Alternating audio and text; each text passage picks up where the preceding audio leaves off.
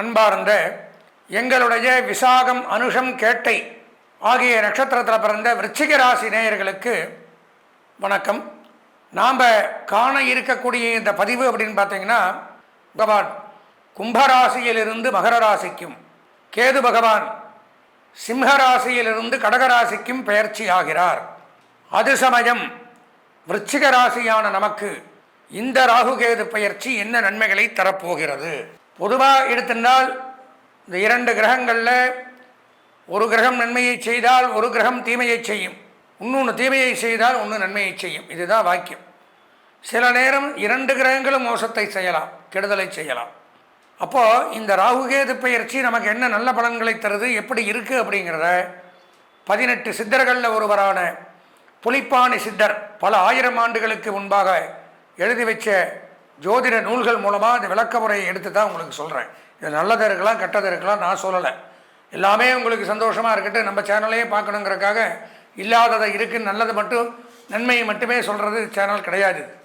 ஏன்னா கெடுதல் இருந்தால் அதையும் சொன்னால் தான் அதிலிருந்து பாதிப்பிலிருந்து வெளியில் வர முடியும், நீங்கள் காப்பாற்றிக்க முடியும். அதுக்கு என்ன பரிகாரம்? இப்போது விருச்சிக ராசி அப்படிங்கும் பொழுது ராகு பகவான் 3ஆம் இடத்துக்கு வரார். இவ்வளோ நாளாக 4ஆம் இடத்துல இருந்தவர் 3ஆம் இடத்துக்கு வரார். 3ஆம் இடத்திற்கு ராகு வரும்பொழுது என்ன நன்மை? சகல சௌபாகியங்களும் ஏற்படும். வீடு, மனை, வாகனம், வசதி, பொன், பொருள், ஆடை, ஆபரணம், வஸ்திரம், நகைநட்டுக்கள், திருமணம், குழந்தை பாக்கியம், வம்சவிருத்தி, இவை எல்லாம் ஏற்படும். எல்லாமே கிடைக்கும். சந்தோஷங்கள் அதிகரிக்கும்னு போட்டிருக்கார். இருக்கிற சந்தோஷம் அதிகரிக்குமா? அபரிமிதமான சந்தோஷங்கள் ஏற்படும். நல்ல பணவரவு உண்டாகும். பணவரவுங்கிறது உண்டு. நல்ல பணவரவு அப்படின்னா எதிர்பார்த்ததோட லாபங்கள். கடன், வழக்கு, பகை, நோய், இந்த பாதிப்புகள் இருந்த இடம் தெரியாமல் விலகும். கடன் நீங்கும். இவ்வளோ நாளாக இருந்து வந்த கடன் தொல்லைகள் இருந்து விடுபடலாம். வழக்கு நிவர்த்தியாகும். ஏதாவது கோர்ட் கேஸ், வம்பு வழக்கு இருந்தால் அது நிவர்த்தியாகும். பகை விலகும். நமக்கு இருந்து வந்த பகை அப்படிங்கிறது நம்மளை விட்டு போகும். நோய் விலகும். உடன் பிறந்த இளைய சகோதரனுக்கு நன்மைகள் அதிகரிக்குமா? 3ஆம் இடத்துல ராகு வரும் பொழுது அவன் புகழ்பட வாழ்வான்னு போட்டிருக்க. உங்களுக்கு 3ல் ராகு வந்தால் உங்கள் தம்பிக்கு நன்மை. அரசாங்க ஆதரவு உண்டு. அரசாங்க ரீதியான நன்மைகள், கவர்மெண்ட் ஜாப், அரசியல், இதெல்லாம் சிறப்பாக இருக்கும். அரசு விருதுகள் வாங்கலாம். குடும்பத்தில் திருமண வைபோகங்கள் ஏற்படும். சுப நிகழ்ச்சிகள் நடத்தலாம். பூமி சம்பந்தமான தொழில் பண்ணக்கூடியவர்கள், விவசாயம் பண்ணக்கூடியவர்கள், கால்நடை பராமரிப்பு துறையில் பணியாற்றக்கூடியவர்கள், ரியல் எஸ்டேட் பண்ணுறவங்க, புரோக்கேஜ் பண்ணக்கூடியவர்கள், உணவு, சுகாதாரம், மருத்துவம், மக்கள் நல்வாழ்வுத்துறை, காவல்துறை, இராணுவம், போக்குவரத்து துறை, கப்பல், விமானம், ரயில்வே, வாகன சம்பந்தமான தொழில், இந்த மாதிரி தொழிலில் ஈடுபடுபவர்களுக்கு சிறப்பு. ராகு நன்மையை செய்கிறார். விருச்சிக ராசிக்கு கேது என்ன பண்ணுறாரு? 9ஆம் இடத்துக்கு வரார். மிகச்சிறப்பு. திடீர் தனவரவை ஏற்படுது. திடீர்னு எதிர்பார்க்காத விதமாக பொருளாதார உயர்வு. குடும்பத்தில் சுப காரியம் நடத்தக்கூடிய அமைப்பு. 1.5 வருஷத்தில் வீட்டில் ஏதோ ஒரு நன்மை. வீட்டில் ஒரு சுப காரியத்தை நடத்தியே தீர்வைங்க. வெளியூர் பிரயாணங்கள் மூலம் நன்மை. நீங்கள் புறப்பட்டீங்கனாலே அது ஒரு நன்மை. நன்மைக்காக புறப்படுவீங்க. வெளிநாடு வாய்ப்புகள் ஏற்படுது. வெளிநாட்டு தொடர்புகள் நன்மையை தரும். பட் தகப்பனாருடன் சண்டை உண்டாகும். விருச்சிக ராசிக்காரர்களுக்கு அப்பாவோட சண்டை. பதவி உயர்வு, ஊதிய உயர்வு, சம்பள உயர்வு, தொழிலில் பெரிய நன்மைகள் உண்டாகும்னு போட்டிருக்கார். அப்போது விருச்சிக ராசி அப்படின்னு எடுத்துட்டால் ராகு பெயர்ச்சியும் சிறப்பாக இருக்குது, கேது பெயர்ச்சியும் சிறப்பாக இருக்குது. நன்மை அதிகரிக்கிறது. இந்த ராகு கேது பயிற்சியில் ரெண்டுமே சூப்பராக இருக்கிற ராசி விருச்சிக ராசி. ராகு 3ஆம் இடம், கேது 9ஆம் இடம், சூப்பர். இருந்தாலும் சொந்த ஜாதகத்தையும் பார்த்து அதில் ராகு கேதுக்கள், ராகு தசையை கேது தசையை நடக்குதா, சொந்த ஜாதகத்தில் ராகு கேது என்ன பண்ணுறாங்க, இதெல்லாம் பார்த்து தெரிந்து கொண்டால் வரக்கூடிய ராகு கேது பயிற்சி தங்களுக்கு நன்மையை தரும். இந்த ஆண்டு அதிர்ஷ்டமான வண்ணம் சிவப்பு, அனுகூலமான திசை தென்கிழக்கு, அதிர்ஷ்டமான எண் 3, வணங்க வேண்டிய தெய்வம் முருகப்பெருமான். முருகப்பெருமானை வணங்கி சொந்த ஜாதகத்தையும் பார்த்து இந்த ராகுகேது பயிற்சியினுடைய முழு பலனையும் அடைய ஆசீர்வதித்து விடைபெறுகிறேன். நன்றி, வணக்கம். பொதுவாக நான் முதல்ல சொல்கிற மாதிரி ஒவ்வொரு கிரகமும் பயிற்சி ஆகும். 9 கிரகமும் நமக்கெல்லாம் அப்படி சொந்த வீடு இருக்கோ, நவகிரகங்களுக்கு வீடுன்னு சொல்லக்கூடியது இந்த 12 ராசிகள். அந்த அவங்கவுங்க ராசியில் அவங்கவுங்க வீட்லேயே அந்த கிரகங்கள் இருக்குன்னு சொல்ல முடியாது. நாமெல்லாம் இப்படி அங்கேயும் இங்கேயும் போயிட்டு வந்துட்டே அப்படி ரவுண்டிங்லேயே இருக்கிற மாதிரி நம்ம ஆயுள் வரைக்கும் அந்த கிரகங்களும் ஒரு ராசியை விட்டு மற்றொரு ராசிக்கு போவதற்கு பெயர் பயிற்சி. அதில் ஒவ்வொரு கிரகத்திற்கும் கால அளவுகள் அப்படிங்கிறது உண்டு. எல்லாருக்கும் தெரியும், நான் ஒரு தடவை சொல்கிறேன். சூரியன் ஒரு மாதத்தில் ஒரு பயிற்சி, சந்திர பகவான் வெறும் 2.5 நாளில் பயிற்சி, செவ்வாய் புதன் சுக்கிரன் மினிமம் 1.5 மாதத்தில் பயிற்சி, அதிகப்படியாக இருக்கக்கூடியது சனி பகவான் 2.5 ஆண்டுகள், அதுக்கப்புறம் எடுத்துட்டால் அதிகமாக இருக்கிறது இந்த ராகு கேது 1.5 வருஷம், அதுக்கப்புறம் குரு பகவான் 1 வருஷம். அப்போது இந்த 1.5 வருஷம் முடிஞ்சு ஒரு ராசியை விட்டு அடுத்த ராசிக்கு போகிறது அப்படிங்கிறது வழக்கம். ஆனால் இந்த ராகு கேது மட்டும் என்ன பண்ணுவாங்கன்னா அப்படியே ஆன்டி கிளாக் வைஸ் பின்னாடி பயிற்சி ஆவாங்க. 7ன்னா 8க்கு போக மாட்டாங்க, 7ன்னா 6க்கு வந்துடுவாங்க. அப்படியே ரிவேர்ஸில் வர்றது தான். அதனால தான் இந்த நவகிரகங்களை பிரதட்சணம் பண்ணி நமஸ்காரம் பண்ணும் பொழுது 7 பிரதட்சணங்கள் வளமாகவும் கடைசி 2 பிரதட்சணங்கள் வளம் இல்லாமல் அப்பிரதட்சிணம்னு சொல்லுவாங்க. ஆன்டி கிளாக் வைஸாக வரக்கூடியது இந்த ராகு கேதுகளுக்கு. அப்போ தான் அது அவங்களுக்கு பிரதட்சணத்தை குறிக்கும் அப்படின்னு. பொதுவாக இந்த ராகு கேது அப்படிங்கிறது முதல்ல நவகிரகத்திலேயே கிடையாது. பின்னாடி இந்த சிவபெருமான் பார்க்கடலை கிடைகிறாரு. எதுக்கு கிடைகிறார்? அதாவது மன்றகிரி அப்படிங்கிற மலையை மற்ற மாதிரி திருப்பி கூர்மையாக வச்சுக்கிறார். ஆதிசேஷன் அப்படிங்கிற பாம்பை வந்து நாணல் மாதிரி வச்சு பார்க்கடலை கடையும் பொழுது முதல்ல வரக்கூடியது அப்படிங்கிறது ஆழகால விஷம். அதுக்கு வந்து போட்டி போட்டுக்கிறாங்க. அமிர்தம் கிடைக்கும் அப்படிங்கிறதுக்காகத்தான் தேவர்களும் அசுரர்களும் காத்து கிடக்கிறாங்க. முதல்ல அதிலிருந்து வெளிப்படக்கூடியது பயங்கரமான கொடிய விஷயம் அப்படின்னு ஆழகால விஷம்னு பேர். அதுக்கு அது வருது. அதனுடைய தாக்கம் தாங்காமலேயே பாதி பேர் மரணம் அடைஞ்சிடறாங்க. அதாவது அது வெளியில் வரும்பொழுது சாப்பிடவும் இல்லை, அது ஸ்ப்ரெட்டு, அதனுடைய ஸ்மெல் பண்ணோன்னே நிறைய பேர் இதாக பார்த்துட்டு சிவபெருமான் அதை அப்படியே விழுங்குறார். விழுங்கும் பொழுது அம்பாள் வந்து அப்படியே கழுத்தில் பிடிச்சி அதை உள்ளே போகாமல் நிறுத்திடுறதுனால தான் சிவபெருமானுக்கு நீலகண்டன் அப்படின்னு பேர். கண்டம்னா சமஸ்கிருதத்தில் கழுத்துக்கு பேர் கண்டம், நீலம்னா ப்ளூ கலர், எல்லாருக்குமே தெரியும். அதனால தான் அந்த விஷம் இருக்குது. பாம்பு கடிச்சிட்டா உடம்பு விஷமாயிரும் எல்லாத்துக்கும். வேறு பாய்சன் சாப்பிட்டா ப்ளூ கலர் ஆயிடுவோம். அப்போ அந்த சிவபெருமானுக்கு அது ஒரு அஸ்திரமாக ஆயுதமாக வச்சுருக்கார் அவர். அந்த கழுத்தில் இருந்து சிவபெருமான் அஷ்டசம்ஹாரம் பண்ணுறார். அதாவது அஷ்டவதம் 8 விதமான சம்ஹாரங்களை பண்ணுறார். அப்போ அந்த சம்ஹாரங்கள் பண்ணும் பொழுது பார்த்தீங்கன்னா எல்லாம் நம்மளை மாதிரி சண்டை போடுறது, துப்பாக்கி எடுத்து சுடுறது அந்த மாதிரிலாம் கிடையாது. பார்த்து ஸ்மைல் பண்ணால் போகிறோம். இந்த எதிரிகள் எப்பேற்பட்ட யாராக இருந்தாலும் சம்ஹாரம் ஆகிறதாக ஆகம சாஸ்திரங்கள்லாம் சொல்லுது. அப்போ இந்த ஆழகால விஷத்தை கக்கி சில அசுரர்களை மன்மத தகனம் அப்படின்னு சொல்லுவாங்க. மன்மதன் அப்படிங்கிறவன் தான் உலகத்திலே அழகான ஆம்பளை, நல்லா தெரிஞ்சுக்கணும். அவன் என்ன பண்ணுறான், ஒரு சமயம் பார்வதி தேவி மேலே பிரியம் கொண்டுடுறான். இதை வந்து சிவபெருமான் அம்பாள் தெரிவிக்கும் பொழுது அவனுக்கு மட்டும் காமதகன மூர்த்தின்னு பேர். 8 சம்ஹாரத்தில் அவனு ஒன்று.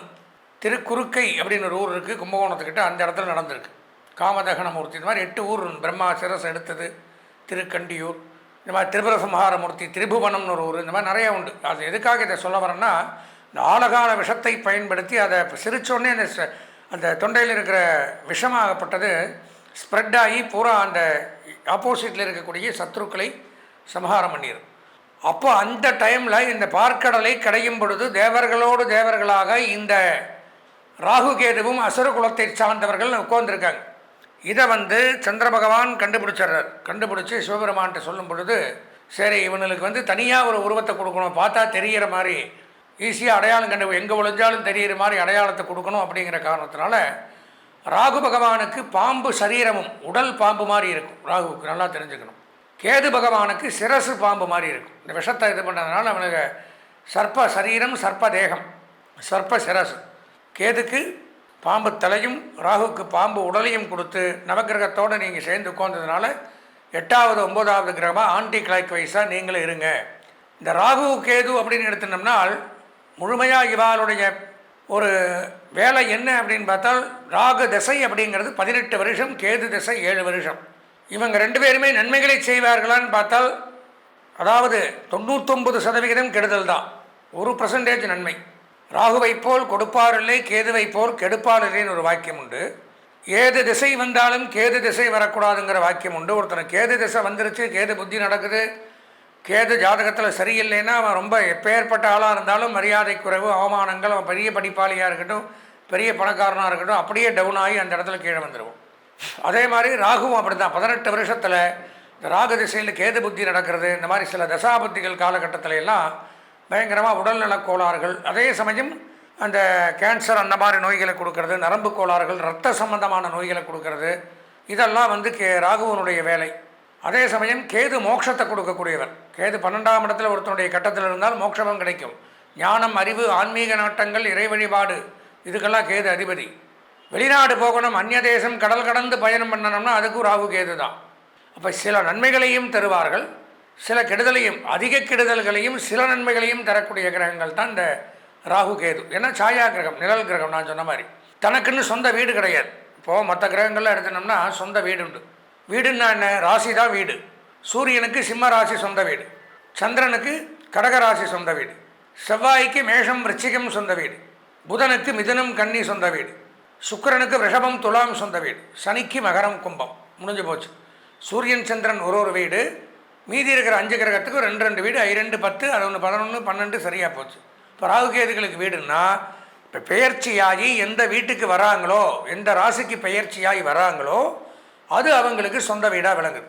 அப்பேற்பட்ட இந்த ராகுகேது பெயர்ச்சி அப்படிங்கிறது 1.5 ஆண்டுகள் கழித்து வருகின்ற மங்களகரமான பராபவ வருஷம் ஐப்பசி மாதம் 27ஆம் நாள் 31/11/2026 வர நவம்பர் மாதம் 31ஆம் தேதி வெள்ளிக்கிழமை அன்னைக்கு சாயந்தரம் 5 மணிக்கு 14 நிமிடத்திற்கு ராகு பகவான் கும்பராசியிலிருந்து மகர ராசிக்கும், அப்படி பேக் சைட், கேது பகவான் சிம்ம ராசியிலிருந்து கடகராசிக்கும் பயிற்சியாகிறார். அப்போது அந்த 1.5 வருஷத்திற்கு ராகுக்கு மகரம்தான் வீடு, கேதுக்கு கடகம்தான் வீடு. அப்போ அங்கே இருக்கிற தரவாயில் மற்ற 12 ராசிகளுக்குமே என்னென்ன நன்மை தீமைகளை பொதுவாக ஒன்று எடுத்துக்கணும். ஜோதிட சாஸ்திர பிரகாரம் ராகு நன்மையை செய்தால் கேது கெடுதலை செய்வார், கேது நன்மையை செய்தால் ராகு கெடுதலை செய்வார். ஒன்று ஆப்போசிட், ஒன்று ப்ளஸ், அப்படி தான் இருக்கும். இப்போது இந்த 2026 பயிற்சி ஆச்சுன்னா மறுபடியும் 2028 தான் வரும். அப்பேற்பட்ட இந்த பயிற்சியின் மூலமாக என்னென்ன ராசிகள் எப்படி இருக்கணும், என்ன நன்மைகள் செய்யணும். இது போக ஏன் இதை சொல்கிறேன்னா, இந்த ராகு கேது பயிற்சியில் ஒன்று நல்லது, ஒன்று கெட்டது. கண்டிப்பாக இப்போ கெட்டது பண்ணுச்சுன்னா நல்லது அடக்கிடும். எப்போவுமே கெட்டவனுக்கு தான் பலம் ஜாஸ்தி. கெட்டவன் சீக்கிரம் ஒரு காரியத்தை முடித்தவன், நல்லவன் எல்லாம் முடிஞ்சதுக்கப்புறம் லேட்டாக தான் வருவான். புரிஞ்சுக்குங்க. அப்போ நம்ம சொந்த ஜாதகத்தில் ராகு கேது எப்படி இருக்குது அப்படிங்கிறத முதல்ல தெரிஞ்சுக்கணும். அதில் அனுகூலம் இல்லைனால் இதில் நல்லது பண்ணாலும் அங்கே எடுபடாது. பாத்திரம் அறிந்து பிச்சை போடுங்கிறான். பிச்சை போட்டால் அந்த பாத்திரம் ஓட்டையாக இல்லாமல் இருந்தால் தானே போட முடியும். உங்கள் ஜாதகத்தில் ராகுவும் கேது வீக்கு, இங்கே சூப்பராக இருக்குன்னா அங்கே ஒன்றும் பிரயோஜனமே இல்லை, டம்மி. அப்போது இந்த ராகுகேது பெயர்ச்சி பொதுவான பலன்கள் 12 ராசிகளுக்கும் ஒரு புறம் இருந்தாலும் நம்மளுடைய சொந்த ஜாதகத்தில் இந்த ராகுகேது 1.5 வருஷத்துக்கு அனுகூலமாக இருக்கா, ராகு திசை நடக்குதா, கேது திசை நடக்குதா, கேது திசையில் ராகு புத்தி நடக்குதா, ராகு திசையில் கேது புத்தி நடக்குதா, இதெல்லாம் தெரியுமா? இப்படி எல்லாம் ஒரு கணக்குகள் உண்டு. இதில் ஏதாவது பிரச்சனைகளோ இருந்தால் சொந்த ஜாதகத்தில் ராகு இருக்கக்கூடாத இடத்துலையும் கேது இருக்கக்கூடாத இடத்துலையும் இருந்தாலும் பல தொல்லைகளை அனுபவிக்கிறேன். ஏன்னா நான் முதல்ல சொன்ன மற்ற 7 கிரகங்கள் மாதிரி இவங்க 2 பேரும் கிடையாது. இவங்க 2 பேரும் பயங்கரமாக ஒரு கெடுதலை பண்ணக்கூடிய கிரகங்கள் தான். நான் முதல்ல எடுத்துக்கணும். ஏன்னா 2 பேரும் விஷம், பாம்பு. ராகு காலங்கிற அந்த டைமில் என்ன நல்லது பண்ணுறீங்க? 9 10 ராகு காலம், 10 12 யமகண்டம். யமகண்டம் கேது குறிக்குது, ராகு காலம் ராகு குறிக்குது. அப்போ எதுவுமே பண்ணுறதில்ல. அப்போ 2 பேருமே நல்லது பண்ண மாட்டாங்க. பண்ணாத காலத்தில் இதில் நன்மை பண்ணினாலும் நம்ம சொந்த ஜாதகத்தில் நன்மை பண்ணக்கூடிய இடத்துல அந்த கிரகங்கள் இருக்காங்கிறத தெரிஞ்சுக்கணும். அதற்கு நம்ம சொந்த ஜாதகத்தை கண்டிப்பாக இந்த பலரை கேட்டுட்டு ஒரு முறை சொந்த ஜாதகத்தை நீங்கள் பார்க்கணும். அதுக்கு ஒன்றும் பண்ண வேண்டாம். என்னுடைய அலைபேசி எண் இதிலேயே வரும். அதாவது 9865098370 9865098370 இந்த எண்ணிற்கு தாராளமாக தொடர்பு கொண்டு உங்கள் சொந்த ஜாதகத்தையும் பார்த்து இதில் வரக்கூடிய பலாபலன்களையும் தெரிந்து கொண்டு, இப்போ நான் சொல்லக்கூடிய பலாபலன்கள் அப்படின்னா இதெல்லாம் பல நூற்றாண்டுகள் 1000 ஆண்டுகளுக்கு முன்னாடி புலிப்பாணி சித்தர், உங்களுக்கே தெரியும், ஒவ்வொரு பலனும் அதை வச்சு தான் சொல்கிறேன். 8 சித்தர்களில் ஒருவரான புலிப்பாணி சித்தர், அவர் ஜோதிட நூல்களில் அன்றைக்கே எழுதி வச்சுட்டு போனது தான் பாடல்களாக எடுத்து விளக்க உரையாக எடுத்து இதில் நல்லது இருக்கலாம் கெட்டது இருக்கலாம், என்னை கவுச்சுன்னு பிரயோஜனம் இல்லை. நன்மை வந்தால் நல்லது. நான் தான் சொல்லிட்டேன், ராகு நல்லது பண்ணால் கேது கெடுதல் பண்ணுவார், கேது நல்லது பண்ணால் ராகு கெட்டது தான். அப்போ அதுக்கு தான் நான் சொல்கிறது, சொந்த ஜாதகத்தை பார்த்தா அதில் 2 சூப்பராக இருந்ததுன்னு இதை பற்றி கவலைப்பட வேண்டாம். அதனால் இதனுடைய பலாபலன்கள் அப்படின்னு எடுத்துட்டால் 31/11/2026 அன்றைக்கி பயிற்சி ஆகிறாங்க. மேஷராசிக்கு ராகு 10ஆம் இடத்துக்கு வராரு, கேது 4ஆம் இடத்துக்கு வரார். ரிஷபராசிக்கு ராகு 9ஆம் இடத்திற்கும் கேது 3ஆம் இடத்திற்கும் வரார். மிதுன ராசிக்கு ராகு 8ஆம் இடத்திற்கு வரார், கேது 2ஆம் இடத்திற்கு வரார். கடகராசி அப்படின்னு எடுத்துட்டால் ராகு 7ஆம் இடம், கேது ஜென்மத்துக்கே வரார், ராசிக்கே வரார். கேது வந்தாலும் கேது வரக்கூடாது, நல்லா தெரிஞ்சுக்கணும். சிம்ம ராசிக்கு ராகு 6ஆம் இடம், கேது 12ஆம் இடம். கன்னி ராசிக்கு ராகு 5ஆம் இடத்திற்கும் கேது 11ஆம் இடத்துக்கும் வராங்க. துலாம் ராசிக்கு ராகு 4ஆம் இடத்துக்கு வரார், கேது 10ஆம் இடத்துக்கு வரார். விருச்சிக ராசிக்கு ராகு 3ஆம் இடத்திற்கும் கேது 9ஆம் இடத்திற்கும் வரார். தனுசு ராசிக்கு ராகு 2ஆம் இடத்திற்கும் கேது 8ஆம் இடத்திற்கும் வரார். மகர ராசிக்கு ராகு ஜென்மத்திலும் கேது 7ஆம் இடத்துக்கும் வரார். விரிவான பலன்களை சொல்கிறேன், பொதுவாக இடத்தை மட்டும் சொல்கிறேன். கும்பராசிக்கு ராகு 12ஆம் இடத்திற்கும் கேது 6ஆம் இடத்திற்கும் வரார். மீனராசிக்கு ராகு 11ஆம் இடம் லாபஸ்தானத்திற்கும் கேது 5ஆம் இடம் பூர்வ புண்ணியஸ்தானத்திற்கும் வரார்.